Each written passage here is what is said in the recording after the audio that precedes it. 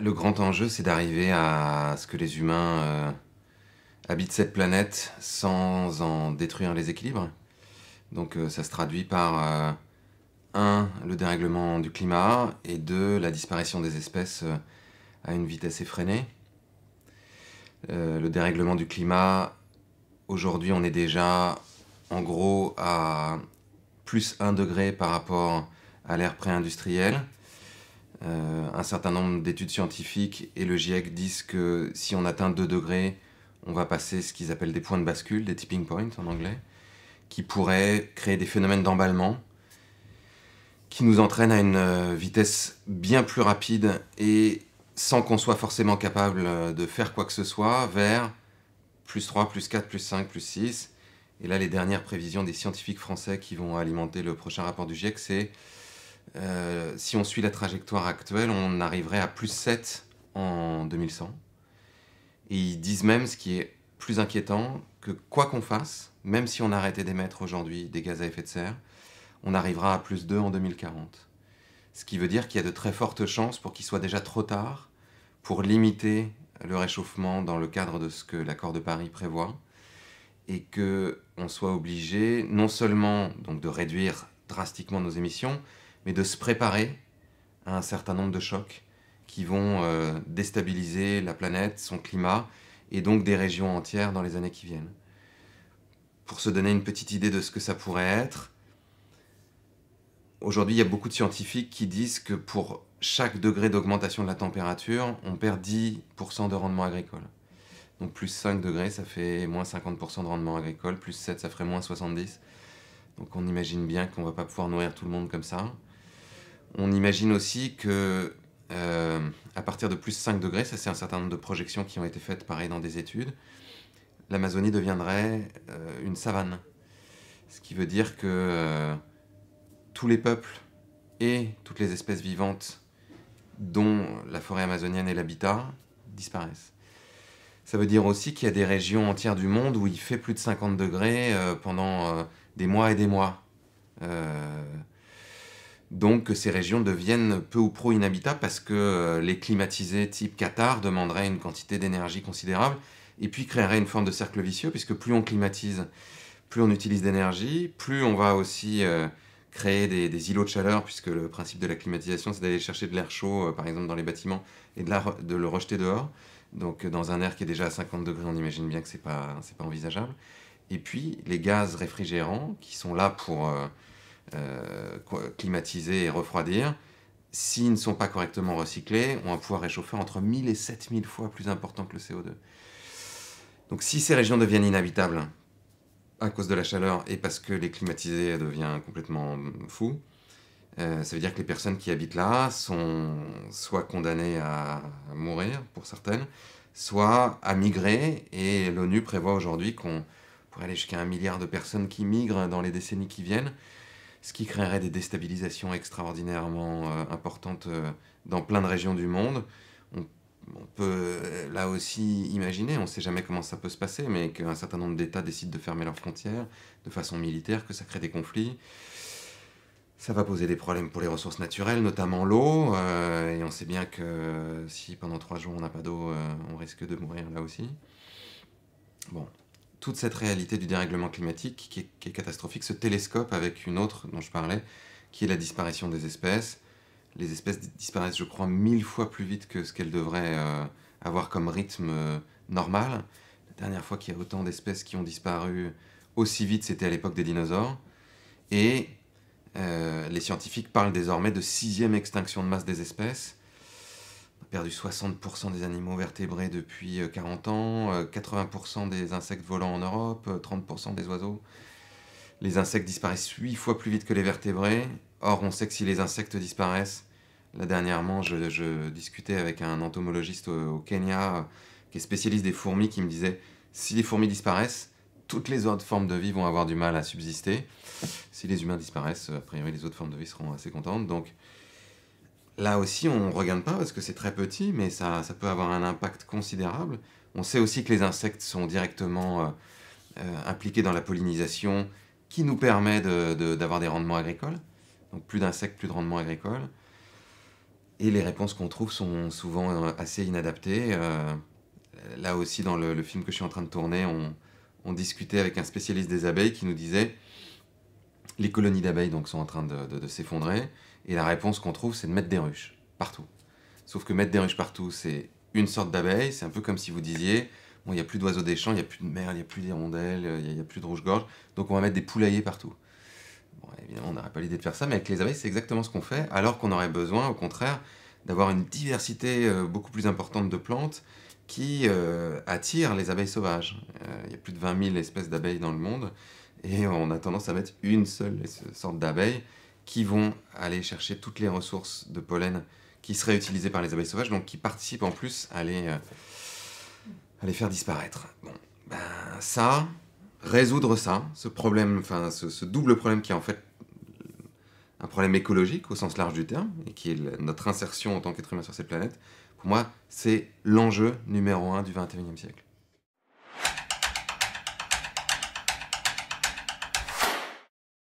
Moi, j'aime beaucoup une expression de Jean-Pierre Dupuy, qu'il avait écrit dans un bouquin qui s'appelle Vers un catastrophisme éclairé, je crois, où il dit « Nous ne croyons pas ce que nous savons ». Un peu comme des fumeurs qui savent pertinemment que fumer va leur donner potentiellement un cancer. Il y a plein d'études scientifiques qui le montrent, il y a plein de personnes qui meurent de cancer du poumon autour de nous chaque année. Mais on décide de ne pas y croire à chaque fois qu'on allume une cigarette ou qu'on achète un paquet. Pourquoi on décide de ne pas y croire ? Parce que cette nouvelle est tellement violente. Donc dans le cas des fumeurs, le fait qu'on peut mourir, dans le cas du changement climatique et de l'effondrement des espèces, une sorte d'effondrement systémique qui nous confronte aussi à la possibilité de la mort. C'est tellement violent émotionnellement que si on n'a pas la possibilité de le gérer, ou en trouvant des réponses, ou en étant dans un groupe de personnes avec qui on va pouvoir traverser ça, exprimer nos peurs, nos doutes, nos souffrances, la stratégie du cerveau, c'est plutôt la fuite, face à un danger. Et donc la fuite, par rapport à une idée, c'est le déni. Donc on choisit de le mettre de côté, comme on choisit d'oublier, quand on se lève le matin, qu'un jour on va mourir, parce que c'est quand même assez dur à supporter. Et au lieu de se confronter à ça, donc, on va chercher plutôt, et notre cerveau est construit comme ça par l'évolution, des gratifications immédiates.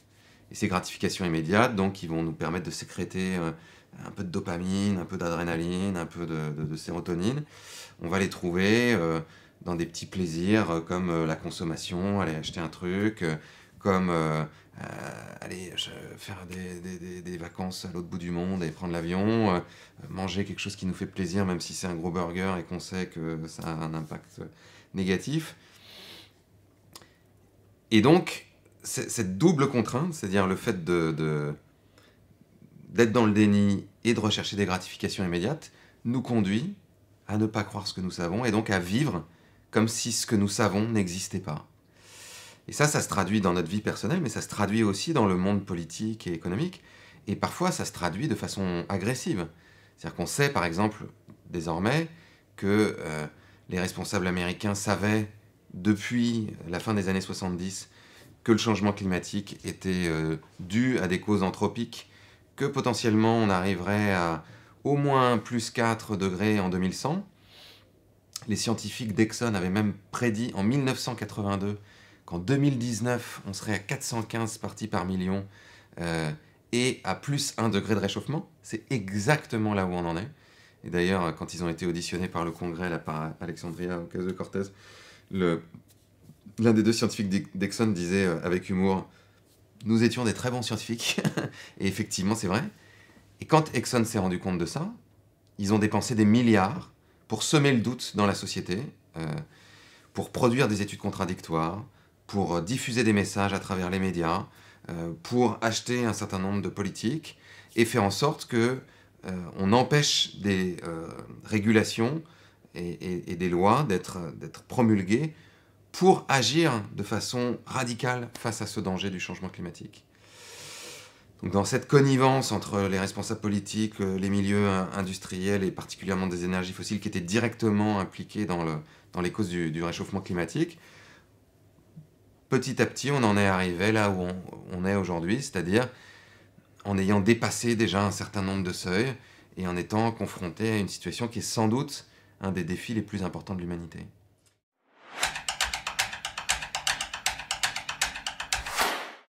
Ce qui me motive, c'est un peu comme tout le monde. C'est-à-dire que ce qui me motive déjà, c'est de trouver du sens à mon existence. Je pense que ça, c'est commun à tous les êtres humains sur cette planète. Et potentiellement, ce qui a beaucoup de sens aujourd'hui, c'est de faire quelque chose face à ce qui pourrait détruire toute raison d'habiter sur cette planète. Donc, depuis des années, puisque ça fait une quinzaine d'années que je suis engagé dans ces questions-là, je cherche à comprendre comment on peut contrecarrer justement tous ces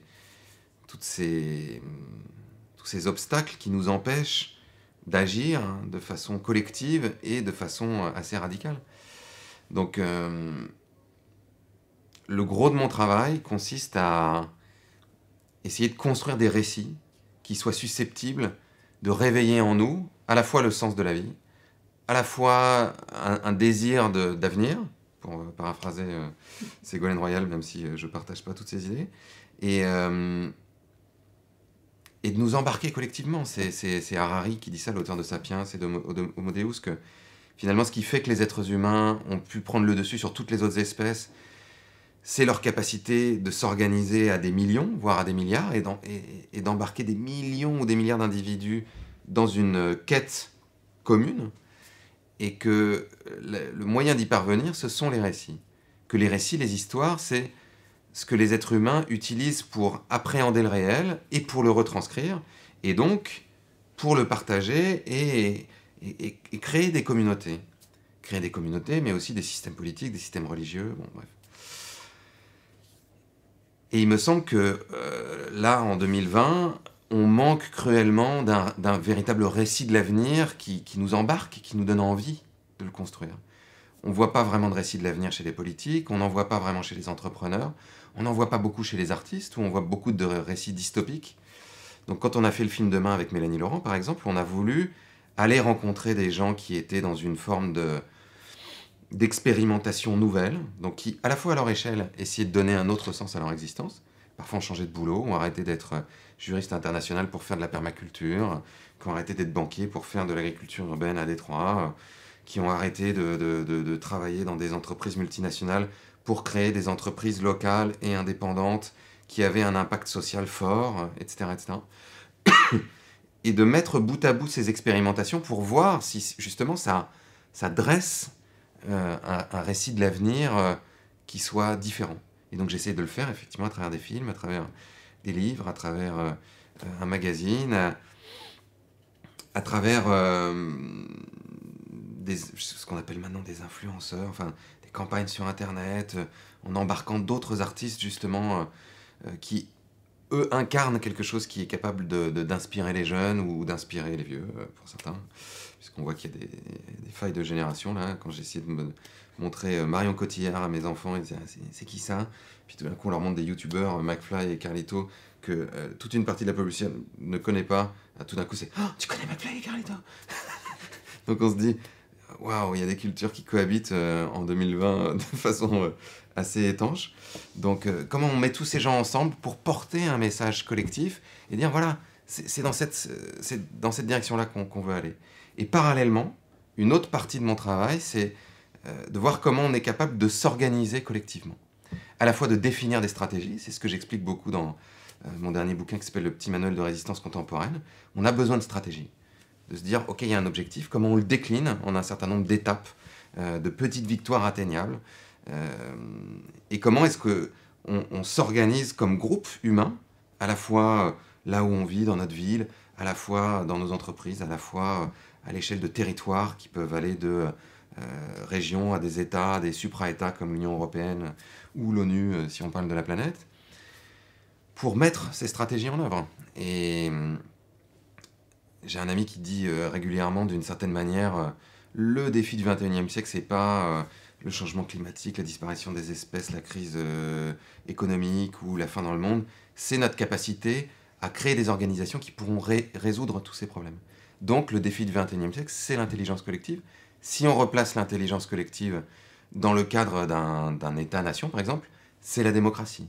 Donc, j'ai par exemple participé à lancer cette initiative de Convention citoyenne pour le climat avec un groupe qui s'appelle les Gilets citoyens. On a réussi à convaincre Emmanuel Macron d'accepter de le faire, où c'est 150 personnes tirées au sort qui sont représentatives de toute la France, qui délibèrent pour faire des propositions qui soient acceptables par tout le monde, qui soient vraiment de l'intelligence collective, qui puissent ensuite être soumises au Parlement ou au référendum, pour que toute la population s'approprie finalement cette lutte contre le changement climatique, plutôt que de voir ça comme quelque chose qui tombe, ou des écologistes qui sont vus comme « Ah, c'est les nouveaux fascistes, ils veulent nous obliger à ci et ça ».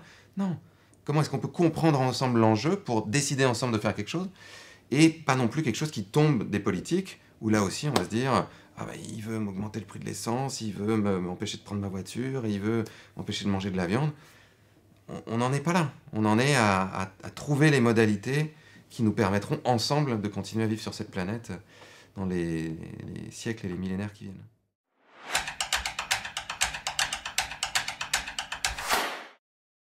Moi, je pense pas qu'il y aura jamais un récit collectif unilatéral. Ça, c'est d'une certaine manière le trip des religions ou des dictatures, quoi. Dire tout le monde doit vivre comme ça.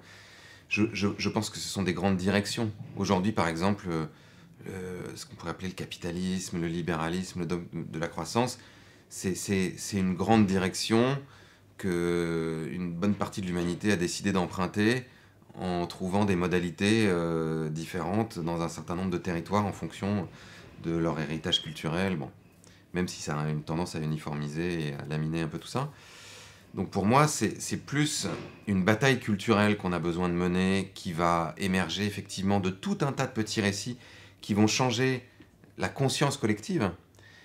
Et pour moi, ce qui pourrait constituer une des bases de cette grande direction qu'on pourrait emprunter collectivement, c'est d'accepter que l'être humain fait partie du vivant, qu'on fait partie d'un écosystème avec des animaux sauvages, avec des arbres, avec un climat, avec de la faune dans le sol, avec le cycle de l'eau, avec la photosynthèse, et que nous en faisons intégralement partie. Alors que le récit dans lequel on vit aujourd'hui a eu tendance à extraire l'être humain. D'ailleurs, on dit l'environnement pour ça. Parce qu'on se dit, bon, il y a l'humain, la civilisation humaine, et son environnement, ce qui l'entoure. Mais non, on en fait intégralement partie. Si ça, c'est la base des récits qu'on va faire émerger dans le futur, si ça devient la conscience collective comme c'est devenu la conscience collective, pas encore partout, mais de plus en plus, que les hommes et les femmes sont égaux, que les noirs, les blancs, les jaunes sont égaux, que en réalité les droits humains devraient s'appliquer à tout le monde, bon, bah, ça, il n'y a pas une personne qui l'a porté. Ça a été un changement de la conscience d'un certain nombre de personnes, puis ça s'est élargi, puis c'est devenu quelque chose de relativement planétaire, même encore une fois si c'est pas totalement appliqué partout. Je pense qu'on a besoin d'aller dans la même direction. Et que ça, si on le décline à l'échelle politique, économique, on ne peut plus jamais faire la même chose. Il y a un outil aujourd'hui qui s'appelle, qui est d'ailleurs reconnu par l'ONU, l'outil des limites planétaires, donc qui a été mis en place par des scientifiques pour qu'on puisse calculer si la politique d'un pays ou d'une région, ou si ce qu'une entreprise va mettre en œuvre rentre dans le cadre des limites planétaires. C'est-à-dire, est-ce qu'on est en train d'épuiser les ressources plus vite qu'on ne peut les ressourcer? Est-ce qu'on est en train de déstabiliser le climat de façon irrémédiable ou pas? Et si oui, théoriquement, la loi ne devrait pas pouvoir être promulguée, devrait être réexaminée pour pouvoir s'intégrer aux limites de la planète.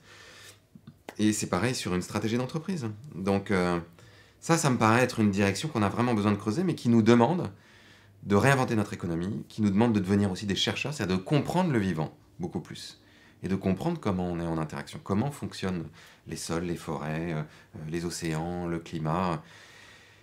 Et c'est en ça que j'ai de temps en temps un peu d'espoir, c'est que c'est passionnant. C'est-à-dire nous qui cherchons beaucoup de sens, qui cherchons à comprendre ce qu'on fait là, et à quoi rime cette petite temporalité qu'on va passer sur la planète. Là, on a un champ d'investigation qui est extraordinaire et qui est quand même nettement plus intéressant que de savoir comment on pourrait faire grimper le PIB de 3% et le cours de bourse de je ne sais quelle entreprise, par à mon avis.